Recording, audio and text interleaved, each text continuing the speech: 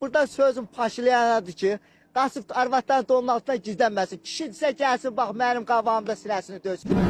Döyüş əmri verildi, başladıq döyüşə. Mən Naftalan şəhərinin Taf-Qaraqoyun kəndində bir bölmədə idik. Tankistlər bir bölməydi. Oradan Baranbatma istiqamətində döyüşə girdik. Düşmənin, erməni belə deyim də, bizim işğalda olan torpaqlarımızda çox yüksək səviyyədə özlərinə mövqe qurmuşdular, öz aləmlərində yüksək səviyyədə. Onlar demirəm, bildiyiniz kimi bizi özlərindən çox zəhət verirdilər. Döyüşün başladığı 2 saat döndü, bir neçə postlarına işğal altında olan torpaqlarımızda mövqelər qurmuşlar. Onları azad etdik, aldıq onların əlindən.